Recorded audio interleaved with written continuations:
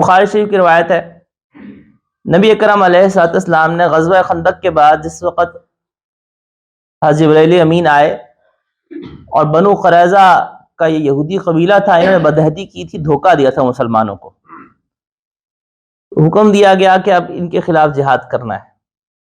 آپ آقا علیہ الصلوۃ والتسلیمات نے صحابہ کی جماعت کو روانہ فرمایا،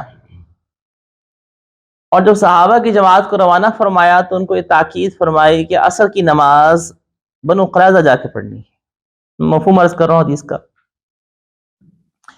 اب راستے کے اندر عصر کی نماز کا وقت ہو گیا تو صحابہ کرام رضوان اللہ علیہ مجمعین کی دو جماعتیں ہو گئی۔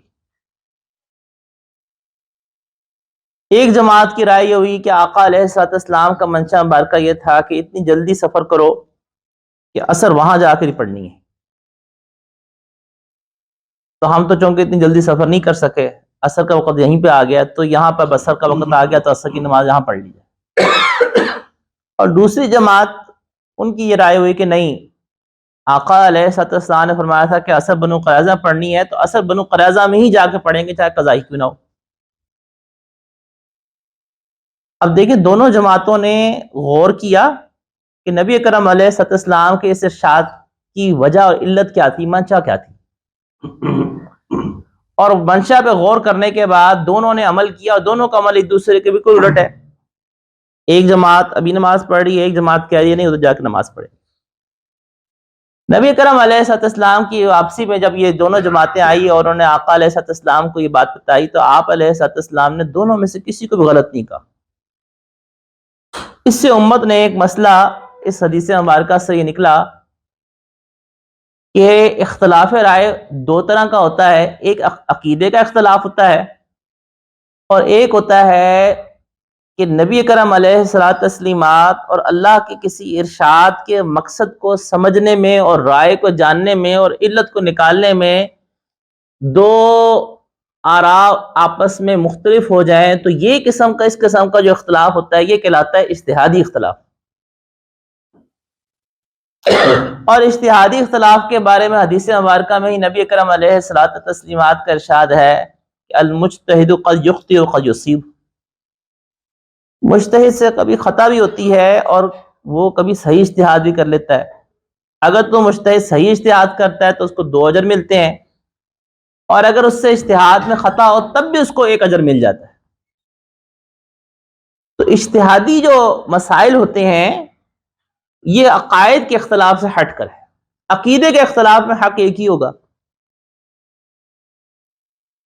مثلا دیکھیں ہمارا کفار سے اختلاف عقیدے کا ہے نا، کفار سے، عیسائیوں سے، یہودیوں سے، ہندوؤں سے عقیدے کا اختلاف ہے۔ قادیانیوں سے ہمارا اختلاف عقیدے کا ہے، اور ایک ہوتا ہے اجتہادی مسائل کا اختلاف۔ تو اجتہادی مسائل کے اندر خود اختلاف آپ علیہ الصلوۃ والسلام کی موجودگی میں ہوا اور نبی اکرم علیہ الصلوۃ والسلام نے کسی کو بھی غلط نہیں کہا۔ یہی شریعت کا حسن تھا، اسی کو برقرار رکھنا ہے۔ تو اللہ نے ذکر کیا کہ جس وقت کوئی معاملہ پیش آتا ہے امن میں سے، خوف میں سے، تو اس کو اللہ کے رسول علیہ الصلوۃ والسلام کی طرف پھیر دیں، اور ساتھ میں یہ بھی ذکر کیا کہ الی اولی الامر، ان اول الامر کی طرف بھی پھیر دو جو استنباط کرنے کی صلاحیت رکھتے ہیں۔ اسی کو اجتہاد کہتے ہیں۔ مجتہد کیا کرتا ہے؟ وہ غور کرتا ہے، اور غور کرنے کے بعد وہ اس شریعت کے حکم کی علت نکالتا ہے، اور نکالنے کے بعد جس طرح سے کنواں کا پانی، میٹھا پانی تلاش کرنے والا محنت کرتا ہے، پانی کی نشاندہی کرتا ہے، کنواں کھد جاتا ہے، لوگ اس کنویں سے پانی پی کر سیراب ہوتے رہتے ہیں، بالکل اسی طرح سے مجتہد اگر کوئی اجتہاد کرتا ہے تو یہ بات یاد رکھیے کہ مجتہد ہرگز ہرگز شارع نہیں ہوتا۔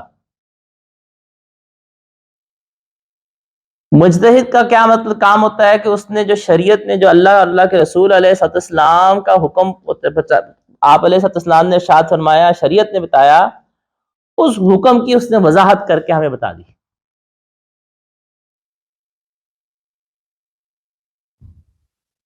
اسی لیے کہا جاتا ہے کہ الاجتہاد مظہر، اجتہاد ظاہر کرنے کا نام ہے، اجتہاد مسئلہ ثابت کرنے اور مسئلہ بنانے کا نام نہیں ہے۔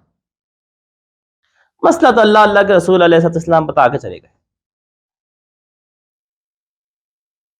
اس کو اپلائی کرنے کا نام اجتہاد ہے۔